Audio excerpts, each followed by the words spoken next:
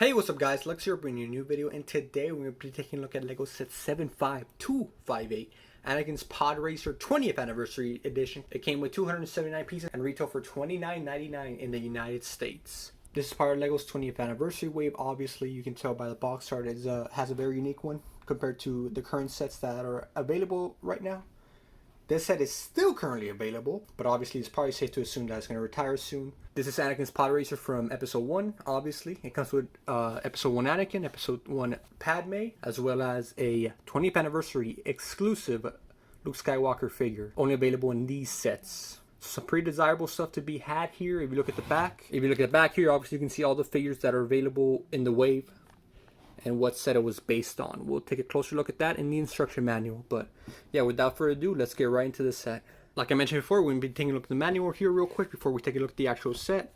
Celebrating 20 years of LEGO Star Wars. Very cool here, started in 1999, and obviously this set was released in 2019, so that's when it was celebrated.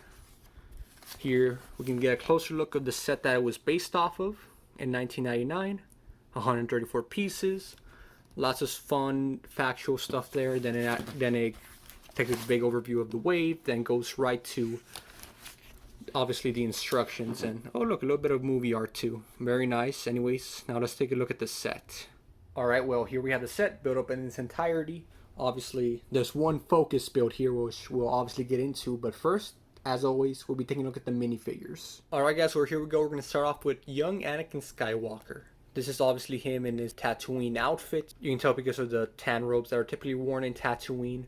You can see under her clothing he's got a little bit of detailing there as well, with a white shirt underneath and obviously what looks to be a necklace. He comes with a little bit of a wrench accessory, which makes sense. He is seen working on the Podracer. He also comes with a hat and goggles accessories that obviously he uses and wears during that Podracer scene when he's actually racing. He does not come with a separate hairpiece, which is a little bit disappointing, but I guess if you're going to be in the Podracer, it's not necessarily needed. If you look at the back here, he's got some pouches as well to hold some extra tools, as I would assume. He has two facial expressions. One, he's obviously, excited or happy. And the one in the back, he looks a little bit more upset or concerned. But yeah, that's it for this young Anakin figure. Obviously, the inclusion makes complete sense, so no real complaints here.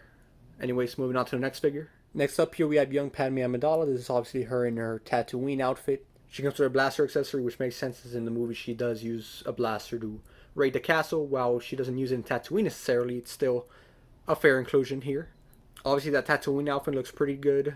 The torso printing is pretty nice. The dark blue and the tan coloring of it definitely pop out a lot more. Obviously you can see her long hair piece. You know how wacky Padme's hair can get. In the back she has a second facial expression, one of her being very upset, and obviously the more common one in the front. We've seen this face being used multiple times before for many female figures across many themes. I believe this was also used for Black Widow at times, and obviously other characters. So this face isn't necessarily exclusive to her. She also comes with medium legs, so she can actually bend her legs and be attached or in a sitting phase here, just like that. You obviously can't do that with the short legs, which Anakin had.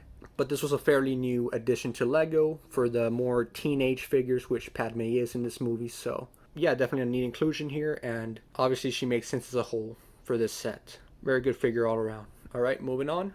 Next up here we have a pretty unique figure of the set. This is actually the 20th anniversary Luke Skywalker in his pilot outfit. In the back, if you look here, it obviously has 20 years of LEGO Star Wars in the back printed right there. Obviously to represent the fact that this is a celebratory figure and not really necessarily part of the set. I don't think the inclusion of this figure in this set makes too much sense here, given that there was actually a Snow Speeder set that was released the same year that could have included him there. But either way, we got him here. I guess if you want to reach, this is technically Anakin's and Padme's son, so it makes sense when you think about it that way, but I'm pretty sure they just had to place these figures in any set and they didn't really give any thought to it.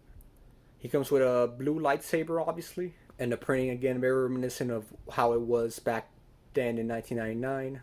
Very simplistic, but it gets the job done. His facial expressions, if you're curious, he only has one. Very common back in the day. The helmet piece here, also very simplistic printing, but it works for what it's trying to represent here. And that is all the figures including this set. Only 3, and one of them is not even part of this scene necessarily, so no disappointing in that front. But anyways, let's move on to the build. Alright, now we're done looking at the figures. Let's move them out of the way and take a closer look at obviously the primary build in this set, which is the Podracer itself, Anakin's Podracer. You can see here the engines. This was a fairly intricate build, definitely a lot of technique involved, but obviously it's all needed to make the Podracer look, you know, as good as it does right here. It uses a few sticker pieces in the front of the engines, here in the tips, obviously giving it that little bit more detail than it would have not had otherwise. I think it's definitely a fine addition. It works well here. If we continue on the front here, we have the little energy pieces that obviously in the movie seem to have a big part of what powers this. Jar Jar gets his tongue stuck in there. We've all seen the movie, come on now. Move a little bit more, obviously mirrored on both sides, so you can see a lot of detail there. I definitely was a different build than what I'm used to be fair. All I build are square Minecraft sets, but yeah, I like this build overall. A ton of pieces being used here to give that engine detailed. Not the cleanest model, but obviously that's what you expect from a slave building his own Podracer. Obviously, it's all connected via these translucent Technic pieces. They're obviously translucent to represent the fact that this is like a floating vehicle.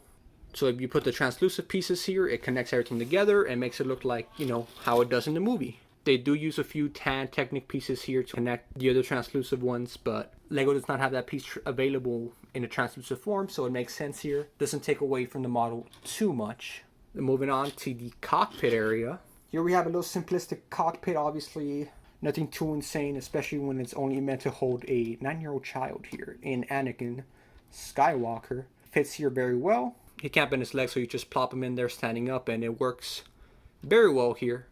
We got the handles here, we got a little bit of a window, and if we look a little bit closer in there, there's not much in the way of like a little panel detailing, slow pieces you would find in other ships, but obviously it gives the point across. He's got a bunch of stickers here to give it that detail, and I think they definitely work very well here. Obviously the same as the other side. Just overall fun design spread out all across this Podracer. We obviously have these Technic rods that connect from the engine to the cockpit area, which holds everything together pretty much as we saw in the movie. And yeah, overall it's a pretty neat model. I think it's fairly faithful, size, accuracy. Obviously it has this little stand here made out of Technic, just so it can stand up obviously. And it's not leaning towards one side. It seems to have the weight distributed pretty evenly here. Now to take a look at the secondary build here, the slightly less impressive one. Here we have the Luke Skywalker 20th anniversary stand. It comes with an exclusive printed piece to obviously plop Luke Skywalker in there. The exclusive print is very nice, for sure. Obviously only available in this set, as well as this piece sticking out here is obviously there to connect to other 20th anniversary sets and have them lined up like this. Makes it look very nice if you were around to collect all of these. So. But yeah, overall, like nothing impressive. Just a nice little inclusion to this set. Definitely the most sought after feature of this build is that exclusive printed tile piece there. But yeah, that's it for this Luke Skywalker stand build. Anyways, guys, that is pretty much it for this set. A very well-rounded set overall. I think the $30 price point is a little steep, maybe $25. But then again, you can say that about any set and it would make it better. Obviously, the value comes in this Podracer build and all the little intricate pieces that go into making these engines to make the whole build come together and look pretty good in my opinion. Would have been nice to have another Podracer released in the same way to obviously go against this one, but as a standalone model I think it's pretty good. The figures included is definitely a little bit lackluster. Obviously the young Padme makes sense, as well as young Anakin. The 20th anniversary figure is nice, but I feel like they could have very easily put in maybe Waddle, maybe Saboba, or a Pidgeot at the very least. But overall, I give this set an 8 out of 10. It does what it needs to, provide a good looking Podracer with a sturdy model, and for what I want to say is a fair price point. So anyways guys, if you enjoyed, you know what to do. Subscribe if you're new, and I'll see you next time. Goodbye.